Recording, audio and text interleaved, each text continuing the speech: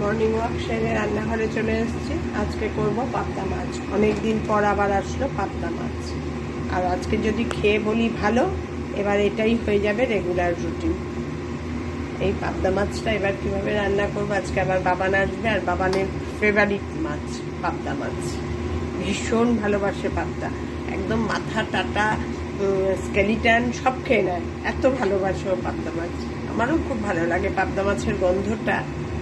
তাই এবার কীভাবে করছি আজকে তোমাদের দেখাচ্ছি। মাছগুলো 10-15 মিনিট আগে থেকেই নুন হলুদ মাখিয়ে রেখে সব রেডি করা আরম্ভ করেছি।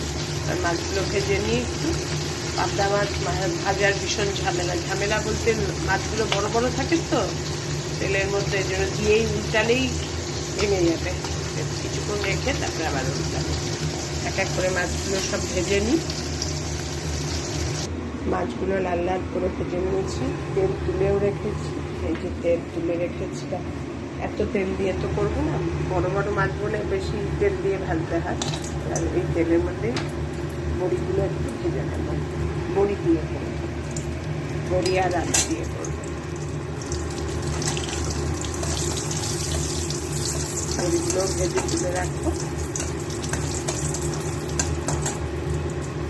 বড়িও ভেজে তুলে নিয়েছি মাছের সঙ্গে। এবার এই তেলেই দিয়ে দেবো সাদা জিরে ফোড়ন, আর দিয়ে দেব একটু আদা আর কাঁচা লঙ্কা। জাস্ট একটু আদার কাঁচা লঙ্কাটা যাওয়ার জন্য বেস্ট করবো, খুব একটা ভাজবো না, কারণ এর মধ্যেই আলু দেবো তো।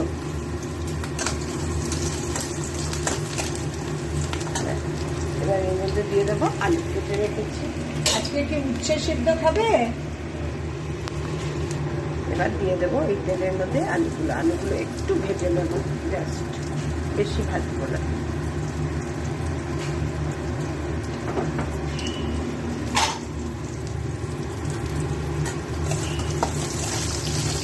আলুগুলো এবার আদা কাঁচা লঙ্কা জিরে ফোড়নের মধ্যে আলুগুলো দিয়ে একটু ভেজে নেবো, তাহলে আলুগুলো না কেউ বাদে থাকে, একটু সুন্দর ভাজা হলে সুন্দর একটা গন্ধ হয়। আলুগুলো ভাজা হয়, একটু নুন দিয়ে দেবো, নুন দিয়ে আলুগুলো ভেজে দেবো। এরপরে আর সব মশলা দেবো।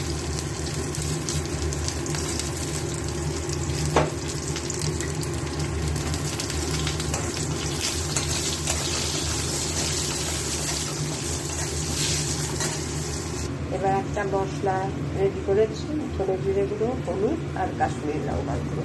এটাকে জল দিয়ে গুলে ওই ভাজা আলুর মধ্যে দিয়ে দেবো, কারণ গুঁড়ো মশলা নাহলে পুড়ে পুড়েও যাবে। এবার এটাকে দিয়ে একটু কষাবো, আর দিয়ে দেবো একটা টমেটো এর মধ্যে।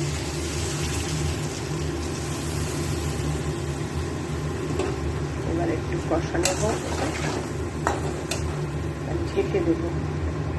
এত ভালো লাগে না এই মাছটা, এই মাছের গন্ধটার জন্যই অদ্ভুত লাগে। টমেটোটাও দিয়ে দিলাম, দিয়ে এবার ঢেকে দেবো, ঢেকে হতে থাকে কিছুক্ষণ। মশলাটা কষুন। মশলা দেওয়ার পর, টমেটো দেওয়ার পর ঢেকে দিয়েছিলাম, জলটা পুরো শুষে একদম। আর টমেটোগুলোকে খুব ভাঙছি না, গোটা গোটা টমেটো চিপে চিপে, এই জন্য টমেটোগুলোকে আর ভেঙে দিচ্ছি না। এবার কষানো কমপ্লিট, এবার ঝোল দিয়ে দেবো।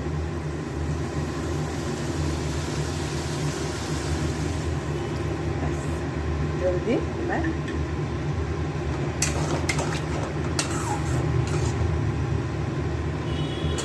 ঝোলটা যেই ফুটে উঠবে, মাছগুলো বড়িগুলো সব ছেড়ে ঢেকে কিছুক্ষণ হতে দেবো। আর আমার এই অ্যাকোয়াগার্ড আবার ডিস্টার্ব করছে, আর বলো না, দুদিন ধরে একদম। আর দুদিন ধরে ওদের সার্ভিস কেন বন্ধ জানি না। ও হোলি গেল, তাই জন্য। কখন আসবে না আসবে, কোনো কিছু রেখেই শান্তি নেই গো। আর জল বলে কথা বলো, সমানে খাচ্ছি কিনে কিনে।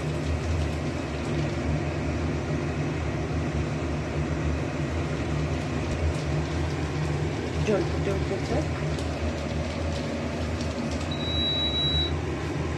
এবার মাছগুলো আর বড়িগুলো সব ছেড়ে দেবো, দিয়ে গ্যাসটা সিম করে ঢেকে রেখে দেবো।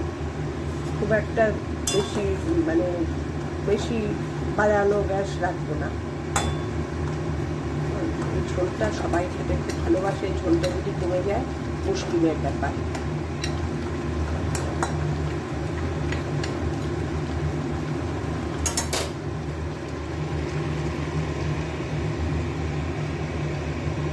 আমার হয়ে গেল পাবদা মাছ বড়ি আলু দিয়ে ঝোল। এবার ফাইনাল হোক, তোমাদের আবার দেখাচ্ছি। জিরে বাটা আলু বড়ি দিয়ে পাবদা মাছের ঝোল কমপ্লিট। এর মধ্যে আমি আর ধনে পাতাও দেবো না, তাহলেও যে সুন্দর গন্ধটা পাবদা মাছের জিরের, এই গন্ধটাও থাকবে না। ধনে পাতার একটা আলাদা স্মেল হয়ে যাবে। এটাই দারুণ লাগে খেতে। একবার এইভাবে হালকা পাতলা, একদম খুব টেস্টি পাতলা ঝোল, দারুণ লাগে। টমেটো চটকে আলু দিয়ে ভরিয়ে ভরিয়ে দারুণ লাগে খেতে। ঠিক আছে, আজকে আমার রান্না এখানেই দেখালাম শেষ। আজকে এই আমার মেনু। চলো দেখতে থাকো।